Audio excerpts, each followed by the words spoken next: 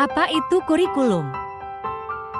Kurikulum merupakan seperangkat rencana dan pengaturan mengenai tujuan isi dan bahan pembelajaran, serta cara yang digunakan sebagai pedoman penyelenggaraan kegiatan pembelajaran untuk mencapai tujuan pendidikan tertentu.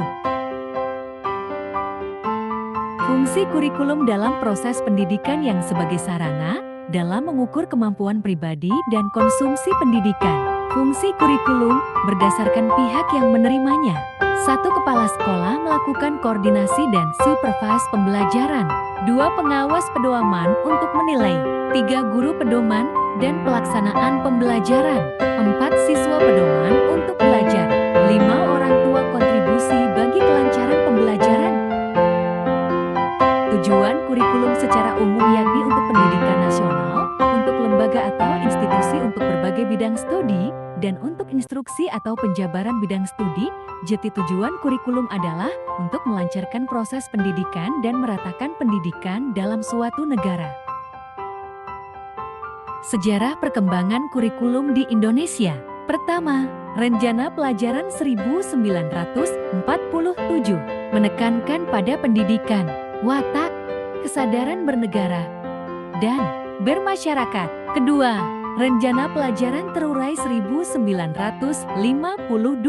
Setiap rencana pelajaran harus memperhatikan isi pelajaran yang dihubungkan dengan kehidupan sehari-hari. Ketiga, Rencana Pendidikan 1964. Pembelajaran diarahkan pada pengembangan moral, kecerdasan, emosional, kepribadian, dan jasmani.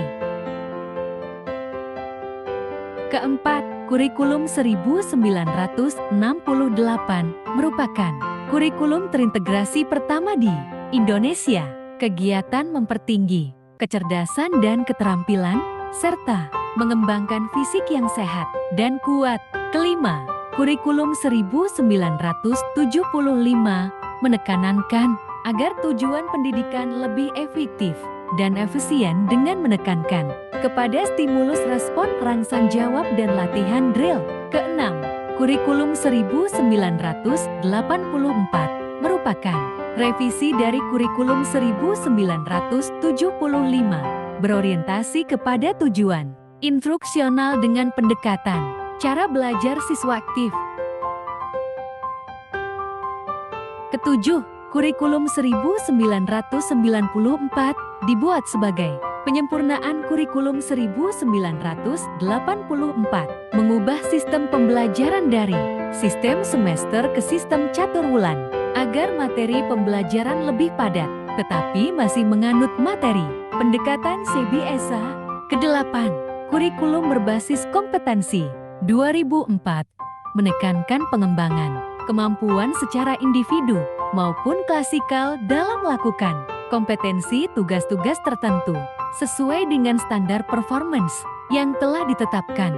Kesembilan, KTSP 2006, sekolah diberi kewenangan penuh menyusun rencana pendidikannya mulai dari tujuan, struktur dan muatan, kurikulum, pendidikan, hingga pengembangan silabusnya. Ke-10, K13, mempersiapkan manusia Indonesia agar memiliki kemampuan hidup sebagai pribadi dan warga negara yang beriman, produktif, kreatif, inovatif, afektif, dan mampu berkontribusi pada kehidupan bermasyarakat, berbangsa, bernegara, dan peradaban dunia. Ke-11, K13 Revisi 2017 merupakan pengembangan kurikulum ke-2013, menuntut perubahan paradigma pembelajaran dari teaching ke learning. Ke-12, Kurikulum Darurat COVID-19 dalam rangka pemulihan ketertinggalan pembelajaran. Pemerintah memberikan fleksibilitas bagi satuan pendidikan untuk menentukan kurikulum yang sesuai dengan kebutuhan pembelajaran peserta didik.